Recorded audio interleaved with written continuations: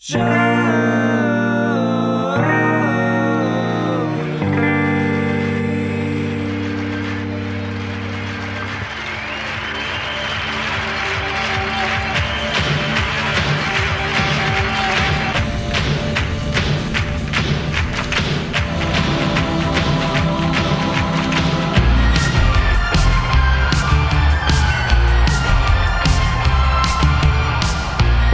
hello, everybody. Welcome to another installment of Show to View with Mike G, the show of life, the show of basketball, the show of Michael Jordan, Chicago, and so much more. I'm sorry if I haven't been putting out episodes quickly enough or as regularly enough as I probably should. I still have tons of interviews. I'm going to keep putting them out. In fact, I'm going to have a nice little run here, put out 4 to 5, and just bulk load the thing. But today it's interesting. It's been taking years to get to interview Dalton Kreiss of Maguey Melate. Took us years. I was even in Oaxaca at him at the same time.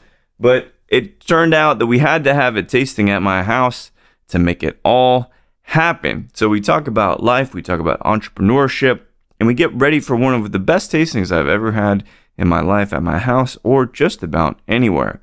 So, without further ado, I hope you all enjoyed this great conversation with Dalton Kreiss of Maguey Melate.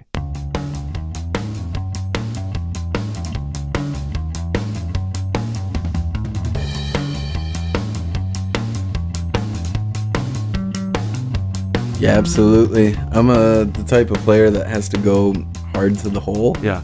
So unless I suddenly develop a jump shot after 34 years, like basketball's on its final moments for me. But yeah, I got shoulder problems from basketball and a bone popping up here. I have ankle problems, and you have to adjust your body movement for your problems that you're having. Right. And that's bound to throw off the balance of the shot and how you just naturally shoot, right? Absolutely. Is it playing in, because I know you've played Oaxaca, you talk about Mexico City, Germany and stuff. Mm-hmm. Is it like Mezcal? I'm not trying to be too poetic. It's kind of a common language, right? Teamwork? It is, but you know, I took this class in cross-cultural communications in my MBA in Germany, and we had to do a presentation. I forget what the requirements were, but I used playing basketball in Iowa, and then playing basketball in Iowa after Southside Chicago kind of moved into Iowa, a government relocation program. Well, what industry did they relocate folks? Engineers or from the south side of Chicago, there's a lot of gang violence because they took down some projects. Cabrini Green. And that maybe? Like overlapped the gangs, so to speak. Oh, okay. And so they didn't know what to do about it. So they gave Iowa a bunch of money for a highway and just took tens of thousands of people to Iowa. Shit. And so to speak, I played with 2 different cultures. One up until 12 years old, and then one in a very mixed team. Mixed styles, mixed cultures. And then I played in Germany, and it was a totally different game. So no, it wasn't a universal language. That's interesting. And then I got to Mexico, and they played a different style. Okay, let's so say, like what? Yeah, like, but let's say between Mexico, because I know Germans, you know, my last name's Gruner, so okay. And then I know many people throughout Mexico. Yep. So I get the people kind of individually, but not in a team setting. So tell me what the big difference is. So in Iowa growing up, we had a very team mentality and like pretty structured, but you're allowed to do fast breaks and stuff. But when you get down in a half-court offense, you make a couple passes. You know, you don't chuck up a shot. And the south side Chicago was much more aggressive one-on-one and go to the hole when you see an opportunity. Yeah. Fuck the offense. Can I swear in this? Sure. All right. By all means. Very much fuck the offense. I see an opportunity and you go aggressive to the hole. Right. Germany was as far polar opposite. They don't want to fast break, and you have to make 5 passes, and you have to run the offense, and you have to follow all the rules of the game of how they think it should be played. And even if you do something good, but it was not part of the game plan or their style or their strategy, you really get bitched out for it. So you got to conform. You got to conform. And then Mexico, this is going to sound, they love to jack up shots, man. They love getting the ball and just let it rain. Yeah. They're not trying to drive to the hole and make a lot of contact. They're like, 3 ball, rain, man. And then the forms of communication too, like a lot of my friends from Chicago, you know, they communicate indirectly. They make gestures and face expressions and come on, man. Right. And in Germany, it's like, you need to run faster down the court. You're going 2 meters per hour. You need to go 4 meters. Like, they're very precise and direct. Yeah. So I wrote my whole report. It was like 4 years ago, 5 years. So I'm forgetting some of the details that really brought it to life. But it's a universal language in that you can bond with everyone, but they play different styles. What, you know, given your engineering or you talk about engineering processes, right? This is something that's been in a couple of interviews with you. You work for Ingersoll Rand, right? Oh, you know Ingersoll. Because we got pumps at the distillery from Ingersoll Rand. Okay. I know how to take apart it's a diaphragm pump. I know how to take it apart backwards and forwards because sometimes I get so told junk in there. Okay. Ingersoll Rand's a branch that broke off in like the 40s. Oh, is that right? So I was doing something very, very different, but originally still Ingersoll. I didn't know that. We were building airplane machines that made airplanes. So like really complex, huge. Made. Yeah, out of plastic. Holy shit. Yeah. So knowing that you have a good sense of details, you got an MBA, so you're kind of taking these details and like mobilizing them. That's kind of what I think about when you get master's degrees. That must have meant you like German basketball better, right? If it's so detail oriented and engineering kind of based, meters per hour, so to speak. You would think so. But basketball is separate from all my other mental ways of thinking. I appreciate the German communication, especially in both business and friendships and relationships. Yeah. But basketball is meant to be played in an artful way, not in a structured, in-a-box way. And I think they're still adapting to that. That's actually quite interesting. I consider, you've done a couple podcasts. I've seen a couple. You know, I know you think you did many. One Four, with maybe. Gabo, right? For Hey Agave. I think yes. Yeah. He's a good dude. I think he just had a kid. Anyway, I don't remember. But I feel the same way about interviews. So like as a subject of an interview, do you go in with things that you want people to talk to you about? I've actually never asked any interview this. Yeah. Because you'd said like going rotely, like talking about the same shit every time, right? Well, first of all, I don't want to tell it. I hate regurgitating a story that you can tell I've rehearsed and I've polished it. Yeah. And that's what my How Did You Start Maguey Melate came to be. I like talking about the lifestyle behind the business. I like talking about the business behind the business. Yeah. I'm like not shy to get into money and working relationships and economics and everything that goes into the business side, but also the lifestyle side of what it's like to be out on Palenques, meeting 500 different producers and just walking into their backyard, not knowing who this person is and them not knowing me, and some of the stories that transpire. It's fucking the best. It's the best. So I go back and I think, because you seem like a structured guy if you kind of look at your resume per se and get an advanced degree, working with engineering, so you understand numbers. This is all very helpful when importing, right? And understanding proof. I wouldn't call an MBA advanced degree, but it's a bullshit degree. Like a master's in project management or something. Oh, you know what? It costs way more than I ever got out of it. Yeah, I totally agree with you. But I do wonder because there's something that Mezcal crosses that isn't quite technical and it's quite magical. It's almost hospitable, right? So growing up in Iowa, is that right? Yep. Yeah. Were your folks in the hospitality industry, or were they kind of similarly research and engineering minded? Definitely not. They were, so my grandfather was born in Germany and came here after the war, or France, depending on the year. And he had 10 kids. Oh, shit. And he considered each one a blessing because all his family was lost in the 40s. So those 10 kids had very little parental guidance. And they also had very little money for allowance and stuff like that. So my dad and all his siblings became entrepreneurs of different sorts. Wow. Okay. 6 out of 10 own their own businesses. And he discovered this place about 3 hours away from Chicago. There's nothing there but these beautiful rolling hills. It's called Galena, Illinois. Now there's 4 championship golf courses and a horse range or horse stadium. So he started a construction company, And for the first 10 or so years of my life, I worked construction, building really nice houses, really high level of craftsmanship. Yeah. It's called Woodland Homes, and every little piece of the house was built out of wood. Wow. Just beautiful houses in the woods out in Galena. And my mom kind of bounced around jobs in the school. I don't think either of them went to college, but they raised us to be entrepreneurs. So of my two other full brothers, we all have our own business. One's doing construction, one's doing wholesale of chemicals, and one's running a Mezcal company. Wow. Couldn't be more diverse, honestly. Super diverse, yeah. When did you know, I talk to other entrepreneurs, because anybody that's created a business, that's a different deal. And sometimes when people have great ideas and they talk to me about it, I'm like, oh, I'm thinking about doing this.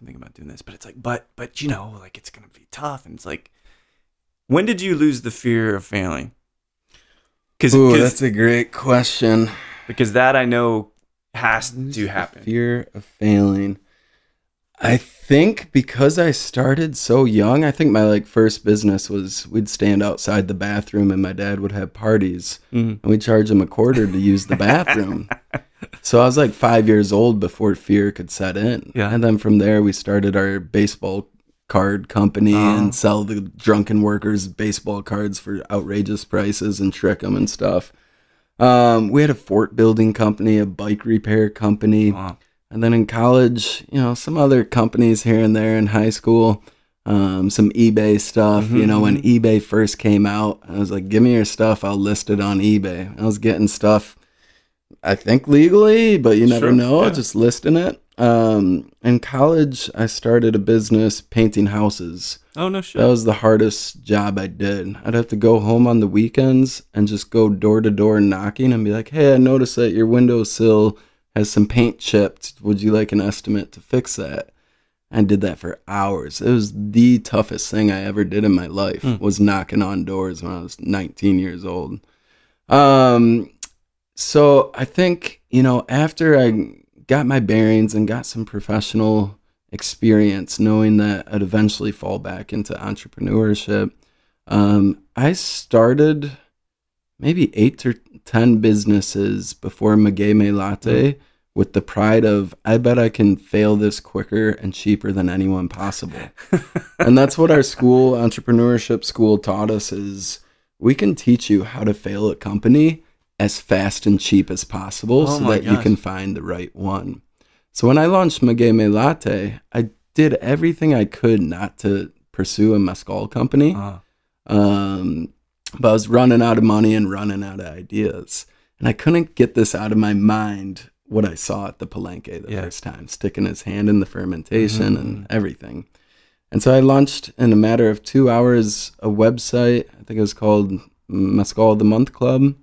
And I said, sorry, we're currently sold out. Join the waiting list. And I ran Google AdWords for it. It took 2 hours. Dude. So I put $60 into the Google AdWords, and I'll see if there's demand for this or not. So, yeah. I think that's so the answer. I don't think I was ever failed to failing. It doesn't sound like it at all. And I think that's, you'll always ride a bike with training wheels until you don't. But you have to take that leap sometimes. Yeah. And now riding a bike obviously is a dumb, real simple metaphor. Fucking second nature though, right? But that's how it is. And you know, when you get your first audit from the TTB, which I've had a couple of years ago, that changes things too. Because you're like, oh, colorectal examination. I get it. I get what this is all about. And then you're like, I can take more now, right? Like, yeah, I just got audited last week by the DC government. Oh, geez. And went fine. They're of course. chill. Well, I'm sure. As long as you pay your taxes. Yeah, dude. It's all about paying money, taxes, right? And the TTB. Well, we'll talk about that later. They were very nice, actually, surprisingly. Does money motivate you at all? You know, you want to say no. I definitely think at a certain income, I have everything I need. Like, I'm already feeling like adding more income wouldn't change my life in any way. But I have to be one of those douchebags that says, like, it is a bit of a measuring stick of, like, it's a competition a little bit. I'm a competitive person. So it's kind of like, ooh, this is one way to measure how good my idea was and how well I executed it. And I think there's a competitive side of me that has to admit that feeling's down there somewhere. But that's good. Self-awareness is massive, right? Yeah. I had a conversation just today that people aren't always willing to admit the things of which there are opportunities for them to improve, right? You, to me, at least in these few minutes, seem incredibly self-aware. Is it something you know your weaknesses, you work on them, you're very, very forthcoming with them? Yeah, I definitely know my weaknesses, and I'm not like discouraged by them. Sometimes I choose not to work on them. I choose to avoid them. I know in business where my weaknesses are. Speaking and writing's one of them.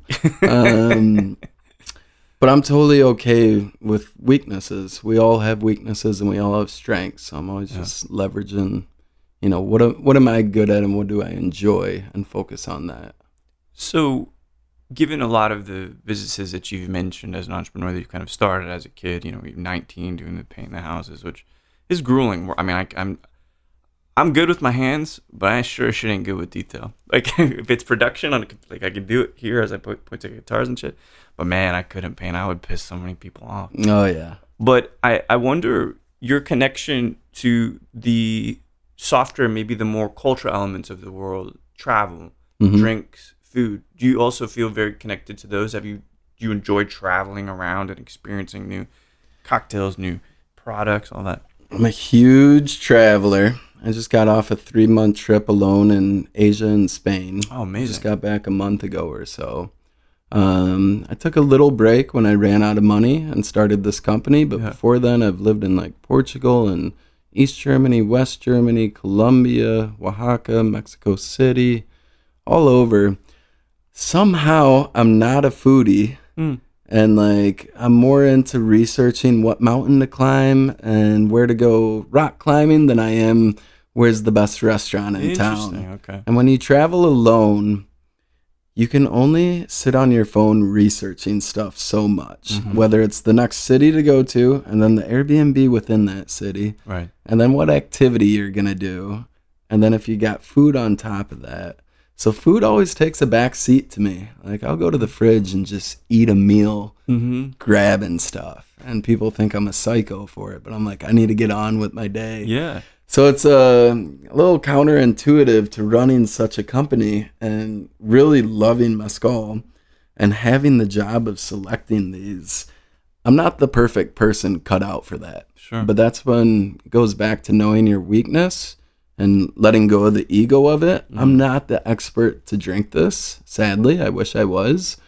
But I do know how to leverage the people and resources around me. Right, a facilitator. A facilitator. And I rely on, in all these businesses, my favorite part of running the business is building the team around me. I think I learned it during the house painting. It was the first company where, well, one, I learned you always have to do the work and become an expert first if you're going to be good at it. Dude, yes. Same in project management, building those machines. I'd pick up the tools and get on the scaffolding and go crank on some bolts. Yeah. And that's how the best project managers become the best, is really understanding what they're managing. I love that. But when I got to the house painting business, eventually I got to the point where I had trained the workers and they were doing the work. And I, for the first time in life, could see that if you put work on the front end, if you know how to delegate and you know how to train and you know how to retain, then there can be some major lifestyle upsides to entrepreneurship. So that's my favorite part of running a business, is getting those people on board, but then creating this company culture and taking care of them. And so they care about their work and I can sit back. Do you feel, I mean, I love your paradigm here, because I believe that too, because all culture is set at the top, but culture is addictive. Once your workers embrace it or your teammates, then eventually it kind of promulgates itself. But do you reckon that you yourself are a good leader? Because obviously at the helm of a company, working with these different places, these different shipping, so many different things. Yeah, I think so. Yeah, I'll be bold on this one and say I'm definitely a good leader. I think not only do the workers respect and really love the company and the leadership, they also do their job well. So they're both happy and they perform. Yeah. And we study a lot of leadership stuff in MBA and the difference between a boss and a manager and a leader.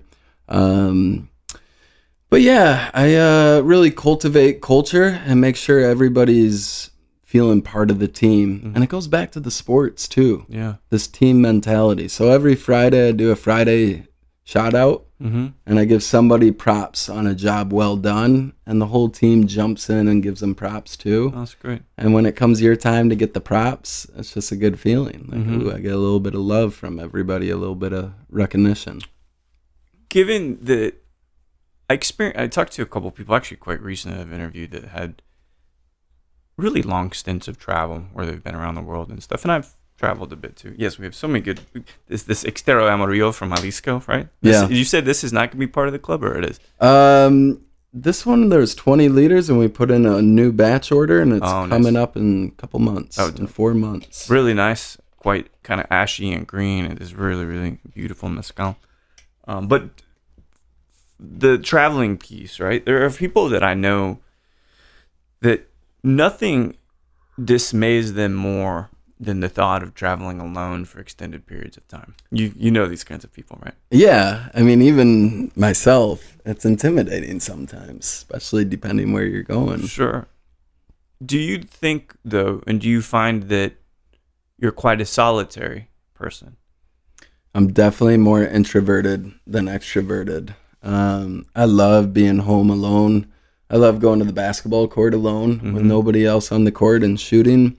I love watching Netflix and just binging alone with nobody else there. Yeah. I'll be social sometimes, but I'm usually more comfortable alone. Is that, you know, I'm a fucking stupid songwriter, so I always talk about love and shit. Have a great... Oh, hit me with it. Let's get deep. Yeah, but is that important to you, having a romantic relationship? I think so. And this is not to presume that you don't. I don't know, right? Yeah, I think so. I also feel that I can control my happiness, and wherever I live, whatever my relationship status, I feel like I have good control over, like, it's my responsibility to find a way to make myself happy. You know, if a relationship falls apart and there's a little bit of a hole there, I don't want to say fill it like right. In a superficial way, but find some things that do make you happy. And if you're unhappy, like, okay, I need to go out and meet more people. How can I do that? Okay, meetup.com or a hiking group or whatever. So, but yeah, I think ideally it'd be nice to...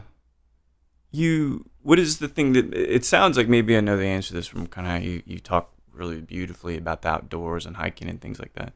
But what's the thing that makes you the happiest? Like activity-wise? Activity-wise. Probably playing basketball. Yeah. Yeah, just the most in the moment I can be. And that competitive side that comes with it. And this connection back to childhood, being like 6 years old, watching Michael Jordan, going to the Bulls games. Right. Like, there's this nostalgia. You saw him in person? I saw him in person in 96, courtside or so. Oh, dude, really? We had like BULLS and then rules on the back. I must have been 8 or 9, and when the game buzzed at the end, I just took off and ran to the tunnel on the kitty corner opposite side. And just tried to go into the tunnel with my pen and paper to get Michael's signature, and security's like, the hell are you doing? Where are your parents at? And they had to walk me all the way around the stadium back to my parents, my dad at the time, and I didn't tell anyone what I was up to. I just took off. I was like, dude, I'm getting MJ's signature. This is happening. I was hoping you'd say MJ, because like, we talked a little bit about movies, and maybe you know the name of the movie if you hadn't seen it. I know you're in Mexico, so sometimes it get released later. But you've heard of the movie Air, right? Just watched it last week. Okay, good. Ooh, goosebumps. Fucking incredible, right? Love it. But you know what you said? You said something when you were playing basketball that it reminded you of childhood, right? Which to me says, well, that's probably a bit... I'm the same way about like 80s movies, 80s music. Sure. But like nostalgia, right? Does it not perfectly capture how it felt to be excited about 80s and 90s basketball? Oh, man, they captured the 80s. On Sunday, I just finished The Last Dance for the 3rd time. Oh, yeah, okay. And we were just... After episode 10 of them winning the championship and remembering where I was and stuff. Yeah. Yeah, absolutely. it's crazy because, you think sometimes, this is the thing that I love about doing the interviews, is like sometimes you just look at a thing at the top, like at the top level, the little interpretation of it. It's not exactly that, right? But I think that mezcal is a metaphor too, right? And this isn't the only way I'm sure you think about it, but it is a thing. It's a thing that someone makes. It goes to a place. It has notes. It has a brand. It has all these costs attributed to it. Mm-hmm. But do you also feel when you're at these palenques and when you're out and sipping these mezcales that you get that it's more than a product? I know that that's maybe the dumbest thing I've ever said, because we both know that's fucking true. It's not just a product, right? Yeah. But what does it mean to you? What does mezcal mean to you? Yeah, me and Chava, I think he coined this phrase, but it's a window into a different era of history. Yes. And when he has his mezcal collection, I'm always asking him, like, dude, why do you buy so much mezcal, even when it's not that good? Yeah, yeah. And he's just like, this is a library of history that I'm creating here. Yes. And each one just represents a different family lineage and so forth. Right. And I thought he put that so elegantly. But yeah, it's definitely not just a product. Sometimes I also push back, like, it also is a product. Sure. Let's not be too progressive about it in certain senses and circumstances. But to those families especially, it's absolutely not just a product. Yeah. It's a matter of pride and honor and lineage, heritage. I mean, I always considered it art, and that maybe I don't think that's too progressive, to be honest. I don't think that's too progressive at all. And that's how it needs to be priced too. And it's starting to, it's like, it's art. It's not a logistics business. It's not a beverage bottling business. Right. It's art. Yeah. When without discussing any particular brands, but we very well know that there are very large mezcal brands that, to me, taint and distort the artful aspect of it. Do you have any feelings about, because what you're doing is not what they're doing, right? It's a different thing. But do you think they both must kind of exist? Well, I certainly don't take a very defensive stance to it or aggressive stance, especially as a latecomer and a foreigner to Mexico. I think if there's, this natural supply and demand that meets up, and there's families in Mexico that want to make that move to work with these bigger brands and cut corners while others don't. So long as, it would be a shame, almost like the world being destroyed by pollution and climate change. It'd be a shame if all the good stuff went away. And then I would push back pretty hard and like stand up and raise my fists. But as long as the good stuff is available in parallel to this industrial celebrity stuff, I just don't concern my attention with it too much. I don't like it. I don't promote it, but it's just like I'm more focused on the good stuff that's happening and my role within it. Mm-hmm. So I'm not very vocal about that's I haven't shit seen mezcal. Well, and what good is that as a business owner anyway, right? Like, do you, given that aspect of it, and I'll get into it more off mic, but I got into I didn't even say anything. It was what I did. I was making Sotol in Texas. Oh yeah, I briefly heard about this. And it really hurt, right? Because it's art to me. Because people would accuse me of making money. Oh, I'm sure you got some kickback from that. Yeah. And see, for me, I probably shouldn't get into it on the podcast, but where does I don't fully have a full understanding and boundaries of cultural appropriation. Mm-hmm. Like if somebody's wearing a baseball hat, that's the Bulls in Mexico, and it's an American style hat in baseball. Right. That could be a really offensive comment to make, but the truth is I don't know where the boundaries are with some of this stuff. Yeah. And I'm also just like, anything good in the world, let's all share it. Right. Well, the Oaxaca hat, right? It looks just like the Sox hat. Oh yeah, there's a Oaxaca hat. And then there is the one that's black with white lettering and stuff. Yeah. It's this question is not about appropriation. It's more about the essentials rather the essential nature of having an online presence.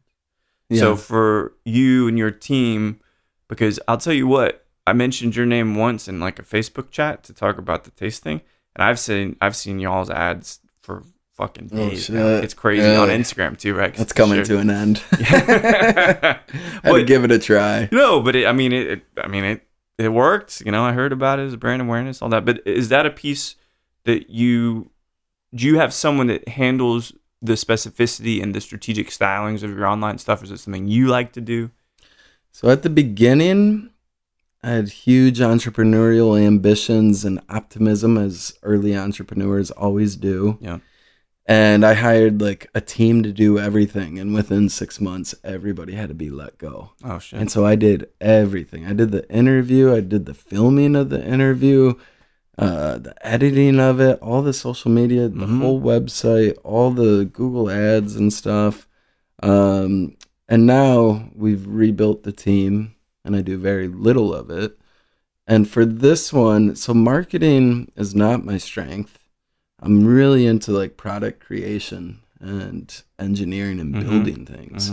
But marketing, I kind of despise. Sorry for any marketers on the call, because my dad always taught me, he never marketed. It's like, that's not value adding in the cost structure. All right. Nobody's gaining value out of the $10,000 you spent on Facebook. If Right. you're really good, you don't need to market, which is business specific. But it's just not one of my strengths. And so I hired an agency that had helped some other brands grow and gave them a try. And yeah, it hasn't been too successful, but I like their work. Yeah. Yeah. There's a thing. Are you familiar with the term auteur? Auteur? Auteur, yeah, it's a French word, right? It really just kind of describes this. A filmmaker does everything because they want to make it happen.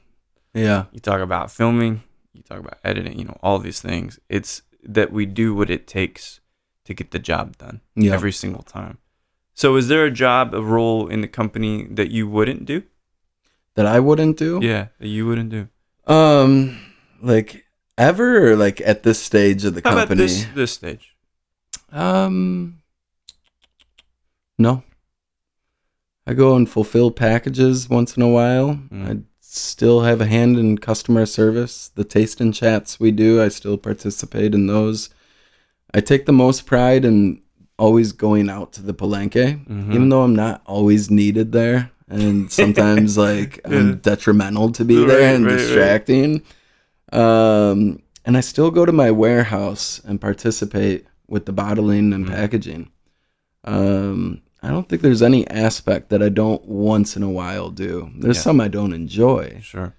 Like customer service when it's Friday night and you get in the habit of checking your email and you just see these messages that come in and there's like somebody got the wrong bottle or something. Right. I'm just like, ooh, I'm glad I'm not responding to that email.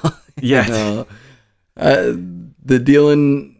It's funny, dealing with the humans has always been my least favorite, and customer service sometimes is aligned with that thought. Yeah. But also one of the most rewarding parts has been the tasting chats, where I get to know these people and actually can see that a community is being built. Right. And now they're joking between each other and not just with me. Yeah. And they know each other's names and they're making inside jokes.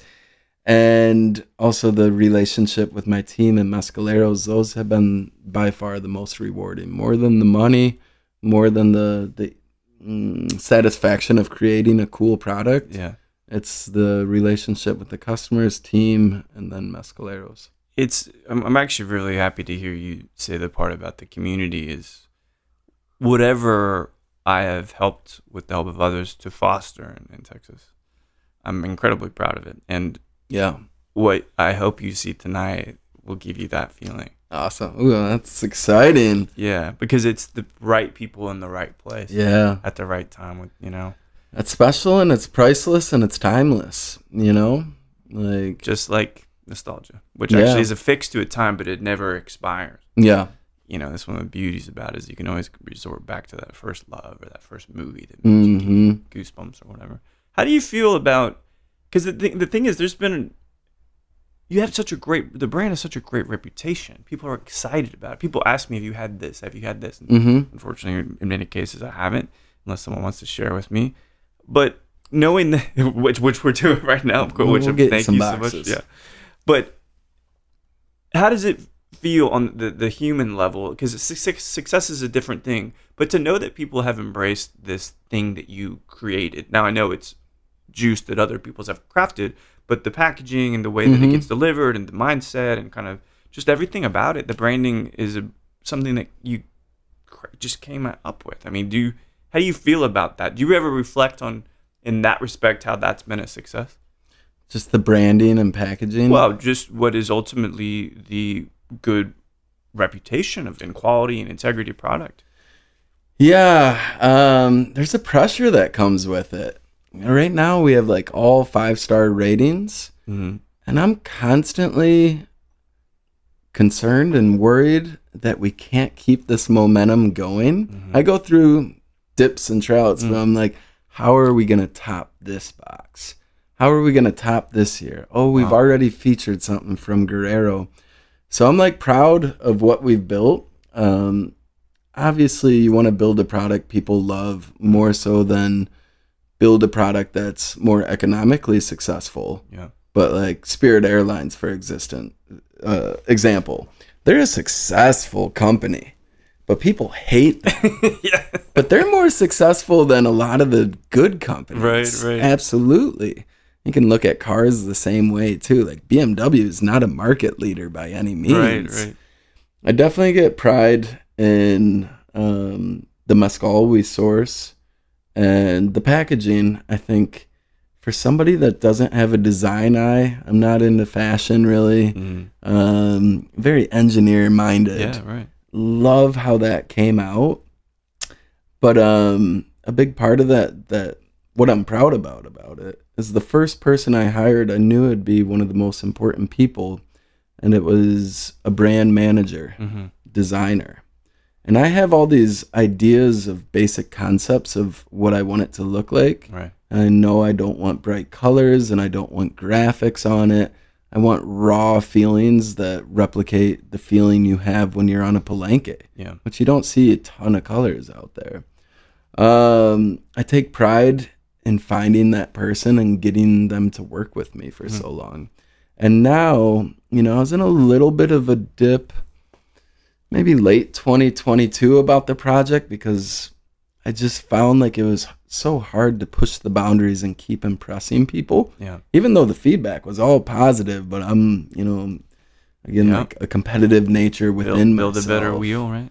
And I found and retained and recruited Chava, and Chava's been instrumental in keeping this product fresh and exciting. And this year, our lineup that we've had has just been back to back to back mind blowers. And I can see so many people, they're getting satisfaction when their box comes. Yeah. They're happy. We're creating happiness. That's value creation. Yeah. And that's what entrepreneurs typically focus on, is value creation. You know? It's incredible, man. So I had to cook because we're gonna do this tasting. It's gonna be amazing. Normally I cook. I didn't have time this time. So I don't know what I'm saying. Awesome. I feel like a touch guilty. But we're not cooking tonight. But it will be a great crowd. But a couple questions off of you. One is, for those, now that everybody's enticed with these beautiful spirits from across multiple states in Mexico, which I think is the real win. You get to explore these different styles. Again, they would call this a destilado, right? From Jalisco. Different, doesn't taste like something from Oaxaca. It doesn't taste like something from Michoacan, which you get this in Iquitos as well. So if someone wants to get into it, they want to get the boxes, what is the best and the fastest way for them to become a member? You just go to the website, magueymelate.com. We have 2 different clubs, a club and club mini. Both of them have the exact same experience. One just has more mezcal than the other. So if you're a slow drinker but you don't want FOMO, the Club Mini is perfect. That's the one I want to see grow, honestly. And the other one, the Club, it's much more popular right now. And you can sign up for those, and they come every 2 months. It's amazing. Yeah. And again, the diversity, you get the Zapote, which is a fruit destilado de fruta. So we got a lot of great stuff to try. I can't wait to see what you got on the docket for this evening. But this question, and maybe maybe we can hone it to your NBA sensibilities, maybe. So let's say you can sip a mezcal or a destilado anywhere in the world, doesn't matter where, with a player, a basketball player, alive or deceased. Who might you like to have a drink with? Ooh. Wow. And there's the obvious answers that come to mind. But no one's ever, if the one that I think you might say, no one's ever said that, and hundreds of times of me asking that question. Really? A basketball? Okay, I know my answer, and it's not what you're thinking. Good. Phil Jackson. Oh, man, Phil would be great. Yeah, he's the man. Yeah. He has a spiritual side to him. He's one of the best leaders ever. Yeah. He lets Dennis Rodman just go to the NWO and go to Las Vegas because he understands that's what Dennis needs. Yeah. So I respect the shit out of Phil. Oh, dude, the other day I Googled which player that turned coach combined has the most titles. Yeah. Thinking maybe it was Steve Kerr with the Warriors Bulls.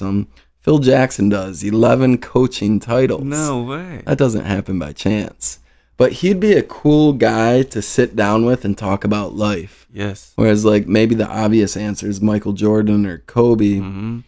But they would be intimidating and not fun to sit with. And you know what they're going to say. I know. I know what they're going to say, I think.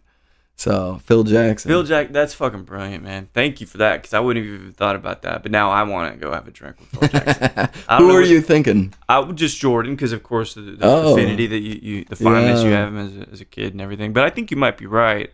It might be kind of dialed in.